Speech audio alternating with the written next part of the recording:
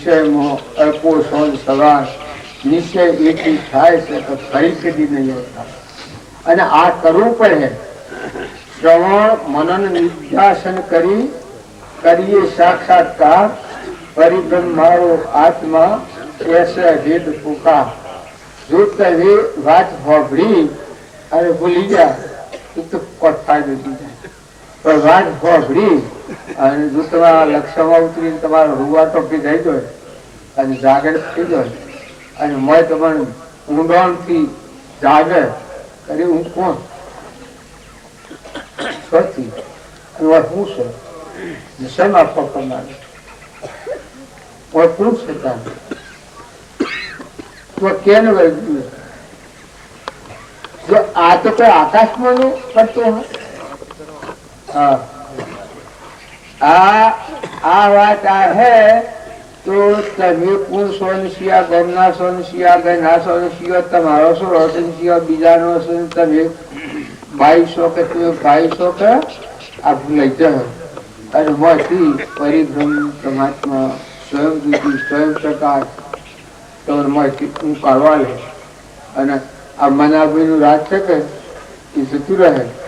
નોમ અને રૂપ મોની બેઠા છીએ એ તો સમજાય નથી. એ તો પાર્કા ઘેર પોણી ભરીએ ન કે તમારા દીવ ને તમારા દીવ ને શું સંબંધ છે. અમે વીરા થઈ ગઈ છે એટલે આપણે વાતો કરીએ તો કોઈ બધો ન ભાગ થઈ જાય. વાતો ગમે એવી હોય અમારા ભાગ થઈ જાય. ઘણ આશા ના હાથ જોડું છું હવે ઈશ્વર રવા દો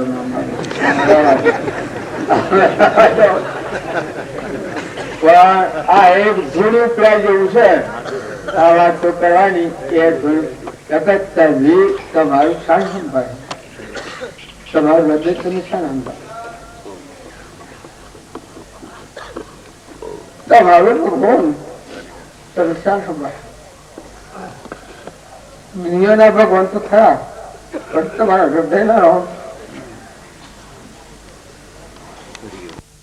સંભાળો. સત્સંગ નો સંભાળો એકલા નો સંભાળો ઘેર નો સંભાળો આસન થાય. આ વિવેક ની આવે તો ભક્તિ ન કે તમને ભગવાન નો સ્વભાવ દે હૃદય નો આવા પરમાત્મા શ્રી. તો પછી આ બધું હોનાનું હ વિશ્વ તો ભલુડ્યું પણ તમારો ભગવાન ભાઈ હો કે ભાઈ હો અરે હું શમ આમ કરું હું હોતું છે અંશ લો ઉડી જાય આ ખાખા જેવું છે ફાટી જાય હળગાઈ દે ફૂટી મેલી સંભાળ મનાન કરે. અરે હું કોણ છું? હું આત્મા છું. ભગવાન જ્ઞાનમાં જોયું હું આત્મા છું અને મારા પરમાત્મા રહેશે મારા હૃદયમાં પરમાત્મા રહેશે એટલી શ્રદ્ધા એટલો વિશ્વાસ થાય.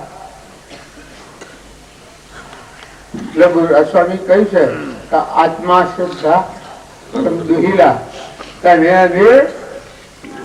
નવરા બેહી રહો તો એ ભક્તિ નથી અને એકલા ઉજાડમાં રખડ હો તો એ ભક્તિ નથી. પણ જે વખત મના શુદ્ધ વિચારો થઈ અને તમારા હૃદયમાં જાગૃતિ આવે એ વખત શીતમાં મોતી પાકડમાં દાખલથી જન્મમાં જાગૃતિ થઈ જાય. દર્ચેતન જુદું થઈ જાય. ઓહો લોહાટ મૂળ કોઈ ઉગડાવે ત્યારે ભગવાન તમે હૃદયમાં ન જોયા મારા હૃદયમાં તમે હતા અને તમારા હાથું ન મળ્યો એવું મજા પોતા તૂટી જાય. આ ઘરને ગોમની ત્યાગની થાગની એ વાતો કરો છો પણ ભય મથી જાય કે એ વખત બધું ખોઈ જાય. તો એ ભાવ જાગૃત કરવા આપણા આગલા પુરુષોની વાતો યાદ કરવાની પહેલાની સુધરવાની ધ્રુવની મીરાબાઈની સવરીબાઈની કર્મોબાઈની ધર્મોબાઈની બધાની વાતો શું કરવાની ને માતાઓ ખ્યાલ કરજો, જો ચિત્ર તો મારા કપટ કર્યો હતો ના વાની હગાઈ નથી તો દીનું ભાયા તો ત્યાગીઓ મઠમાં દીનું ભાયા એવું તમારે મળશે. તો વાવણી કરજો, હૃદય સુધારો કેમ આપણી વર્તી સંભળ મારે સમ ફાળતી થાય ગયું. હું વાણી કઠોર સમ બોલું, હું આ મારા આપણું સમ કરું સભગવાન અને જતું તો રહેવાનું છે, પહેલું તો રહેવાનું નથી કોઈને, દેવના ને ઇન્દ્ર ને બધાને. તો શાંતિ રાખી, સ્થિરતા રાખી, વર્તમાન વ્યવહાર સુધારો, એ શુદ્ધ વ્યવહાર કહેવાય. વર્તમાન વ્યવહાર ભોગવો હોય તો ગમે એટલી ભક્તિ કરો, પણ મળન દારૂ દિવાળી છે દારૂ ને વર્તમાન વ્યવહાર સુધાર હોય તો શુદ્ધ ભક્તિ થઈ જાય. આસ્તા આસ્તા આસ્તા આસ્તા